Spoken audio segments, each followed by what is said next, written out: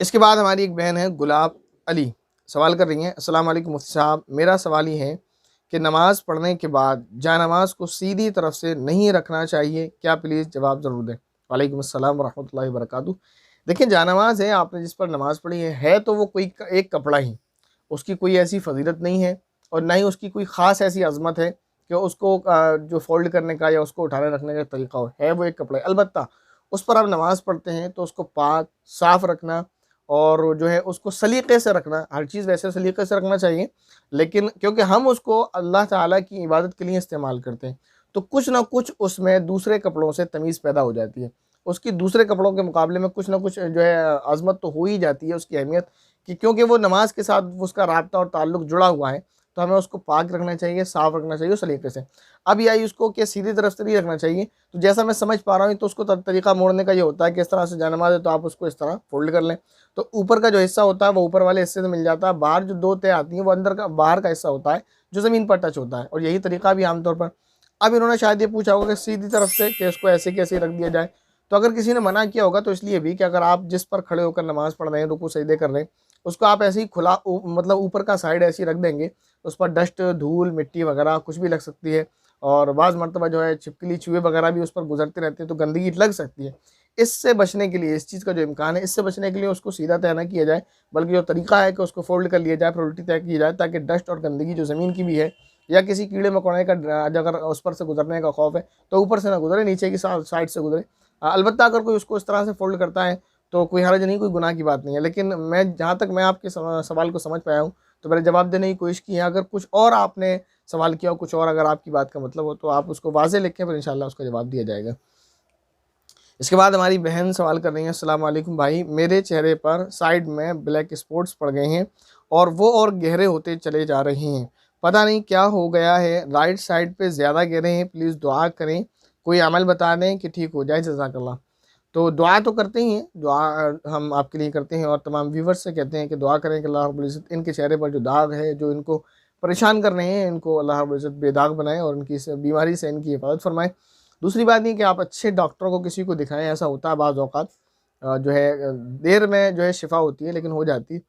दूसरी बात ये है कि ये कहना कि कोई अमल बताएँ, तो उसके लिए मैं आपको बताऊँ सलातुल हाजा पढ़ें, सबसे बेहतरीन अमल है क्योंकि हदीस शरीफ से साबित है। उसके बाद एक मुजर्रब है, कुरान करीम की आयत है, अलबत्ता मुजर्रब अमल है, बुज़ुर्गों का बताया हुआ है।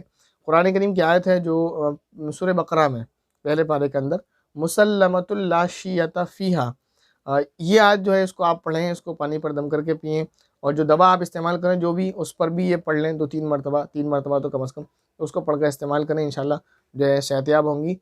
और सुबह फ़जर की नमाज़ के बाद और इसी तरह हर नमाज़ के बाद, ख़ास तौर पर फ़जर की नमाज़ के बाद ये पढ़ने के बाद ये आयत मुसल्लमतुल ला शिय्यता फ़ीहा 7 मरतबा इसको अपनी उँगलियों पर जो है अच्छी तरह से जो है फूँक मार लें, और उसके बाद जो है अपने हाथों को उस जगह जहाँ पर ब्लैक स्पॉट्स पड़े हुए हैं वहाँ पर लगा लें, इंशाअल्लाह जो है शिफ़ा होगी।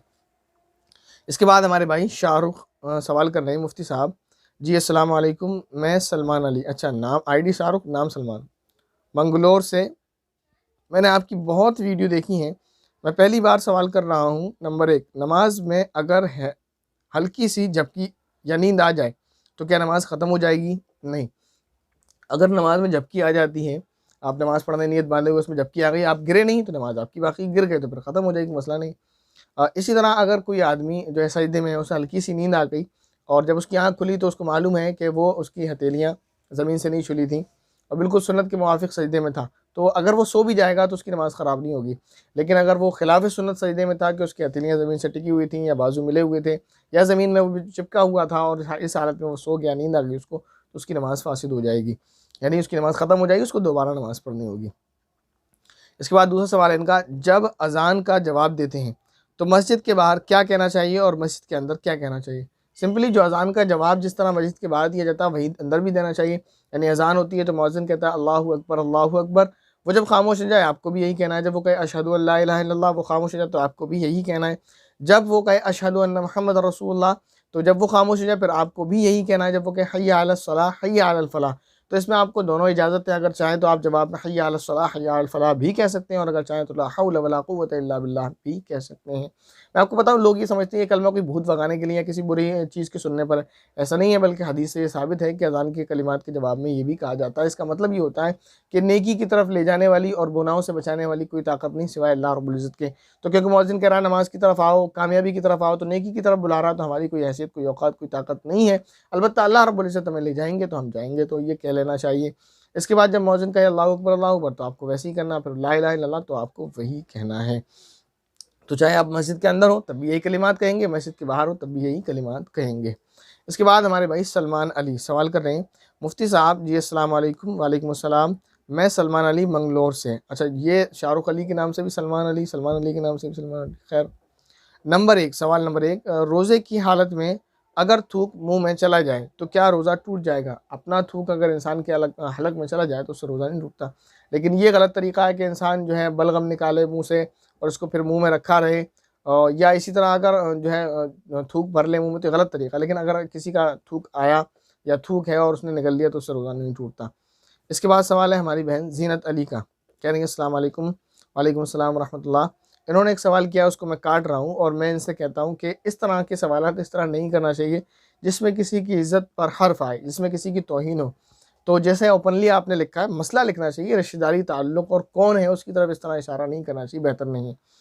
अब सवाल ये है इनका, वो मैं पढ़कर सुनाता हूँ आपको दूसरे अंदाज से, कि किसी घर में 4 बेटियाँ हैं, वो लड़कों से नाजायज़ रिश्ते रखती हैं, गलत काम करती हैं पैसों के लिए। उनमें से एक लड़की का किसी ने मर्डर कर दिया, ख़ानदान में कोई उसे देखने भी नहीं गया, बहनें ही उसे कब्रिस्तान लेकर गईं, कोई उनसे बिल्कुल मिलता नहीं, इंतकाल में कोई नहीं गया।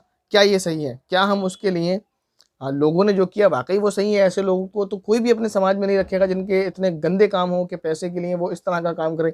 तो इसको तो कोई भी अपने जो है समाज में नहीं रखना चाहेगा। तो समाज से अगर उनका बायकॉट किया गया तो कोई गलत नहीं किया गया। इसके बाद ये लिखा है, क्या हम उसके लिए पढ़ाई कर सकते हैं, दुआए मग़फ़िरत कर सकते हैं? ये मसला है। देखें, मैंने बारहा कहा है कि कुरान करीम हमको जो हिदायत देता है, जो रहनुमाई हमारी करता है, वो करता है सीधे रास्ते की तरफ। और सीधा रास्ता क्या चीज़ है? मैंने बारहा कहा है, सीधा रास्ता नाम है जो कुरान करीम के अंदर अल्लाह रब्बुल इज़्ज़त ने फरमाया, इहदिनस सिरातल मुस्तकीम, बंदों को दुआ सिखाई कि अल्लाह हमको सीधे रास्ते की तरफ चला। तो उससे मुराद है कि अल्लाह ताला हमें राह रास्त पर रख, एतदाल की राह पर रख, ना हम इस तरफ झुकें ना इस तरफ झुकें, ताकि हम ज़िंदगी में भी सीधे रास्ते पर चलें और कल क़यामत के दिन भी हम सीधे रास्ते पर सिरात मुस्तकीम पर पार हो जाएं। तो इस मसले में 3 नज़रिए हो सकते थे। एक तो ये कि लोग ऐसी लड़कियों के साथ ज़िंदगी में अच्छा बर्ताव करते हैं, उनके साथ मिलते जुलते रहते हैं, उनके साथ खाते पीते रहते हैं और उनके इस अमल को बुरा ना समझते और उनके साथ लगे रहते, उनसे ताल्लुकात बनाए रहते, तो उनका ये अमल भी गलत था। ऐसे लोग जो समाज को गंदा करें, उनका बायकॉट होना चाहिए सामाजिक तौर पर, उनसे दूर रहना चाहिए, कम से कम इतना तो हो जाए ताकि ये अपनी हरकतों से बाज आ जाए, उनसे ताल्लुकात ख़त्म कर दिए जाएँ ताकि ये अपनी हरकतों से सुधर जाए। ये होना चाहिए था जो हुआ। दूसरा ये कि ये भी कर देना कि वो मर गया और फिर उसके बाद उसको बुरा भला कहना या उसको इशारे सवाब करने को बुरा समझना, ये मैं समझता हूँ मुनासिब नहीं, क्योंकि है वो मुसलमान ही और एक मुसलमान के लिए दुआए मग़फ़िरत, दुआए रहमत करना जायज़ है। इसको मैं एक आपको बात बताऊँ, दुआए मग़फ़िरत किस लिए की जाती है? जो नेक होगा उसको तो दुआए मग़फ़िरत की ज़रूरत ही नहीं है, अगरचे की जाती है। और इस तरह जो नेक है तो अल्लाह ताला की रहमत तो खुद ब खुद उसकी तरफ है। तो यकीनी बात है कि हम, क्योंकि गुनाहगार इंसान है, गुनाहों से बच नहीं पाते हैं, तो गुनाहगार मरते हैं, तो इसीलिए दुआए मग़फ़िरत और दुआए रहमत हमारे लिए की जाती है। तो वो गुनाहगार हैं तो उनके लिए बिल्कुल दुआए रहमत, दुआए मग़फ़िरत की जा सकती है, उनके लिए कुरान करीम पढ़कर उनको बख्शा जा सकता है। और साथ-साथ आप ये भी दुआ करें कि एक बहन का तो इंतकाल हो गया, अल्लाह ताला उसके गुनाह को माफ़ फरमा दे, उसने सारी ज़िंदगी इस बदकारी में गुज़ारी और बाकी जो 2 बहनें हैं अल्लाह ताला उनको तौफ़ीक दे, 3 बहनें, कि वो इस काम से सुधर जाएँ। अब जैसे समाज वालों ने उनके साथ समाजी बायकॉट किया, ख़ानदान वाले भी उनसे नहीं मिले, तो उसके साथ-साथ ख़ानदान वालों को सिर्फ़ ये नहीं चाहिए कि उनका समाजी बायकॉट करें, उनके साथ चाहिए कि उनको नसीहत करें, किसी तरह समझाएँ। एक का तो इंतकाल हो चुका, इसी तरह उनको समझा लें कि बेटा सुधर जाओ, अगर इनका इसकी तरह तुम्हारी मौत होगी तुम्हें कोई पूछेगा नहीं, इसको तो तुम ले गई कब्रिस्तान, तुम्हें कौन लेकर जाएगा? तो उनको समझाना चाहिए। वाक़ई ये बुरा फ़ेल है, अगर इस्लामी नुक्ता नज़र से आप नज़र हटा लें और इसके अलावा भी दुनियावी नज़र से भी आप देखें तो ये इतना गंदा काम है कि इसे कोई भी एक्सेप्ट नहीं करेगा, कोई भी स्वीकार नहीं करेगा। ना ही कोई ऐसी लड़की को अपने घर की बहू बनाना पसंद करेगा, ना कोई इसको अपनी शरीक हयात पसंद करेगा बनाना, ना ही कोई भाई इसको अपनी मुँह बोली बहन बनाना पसंद करेगा। तो यकीनी बात है बहुत बुरा फ़ेल है जो समाज में किसी भी तरह का, किसी भी मज़हब का कोई भी आदमी इस गंदे काम को कबूल नहीं करेगा।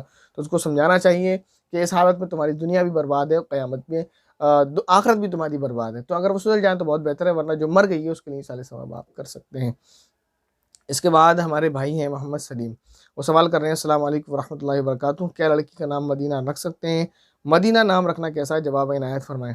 मदीना एक शहर का नाम है और शहर के नाम से मशहूर है, किसी इंसान का नाम नहीं है, तो मदीना नाम नहीं रखना चाहिए, ये दुरुस्त नहीं है। अलबत्ता सहाबियात जितनी हैं उनके नाम पर आप नाम रखें बच्ची का, और उससे उस पर असर भी पड़ेगा। और किसी भी सहाबिया का नाम आप रख लें, हज़रत आयशा का रख लें, हज़रत खदीजा का रख लें, और बहुत सारी सहाबियात, इस तरह बहुत सारी बुज़ुर्ग औरतें इस दुनिया में गुजरी हैं, उनके नाम पर नाम रख लिया जाए। तो मदीना नाम रखना दुरुस्त नहीं है। उम्मीद है जो मसाइल आपको बताए गए वो आपके समझ आए हैं। लेकिन हमेशा की तरह मैं आपसे फिर ये बात कहना चाहता हूँ, किसी का कोई सवाल अगर रह गया है तो कमेंट करें, उनके डाउट को क्लियर करने की कोशिश की जाएगी। अस्सलाम वालेकुम वरहमतुल्लाहि वबरकातुहू।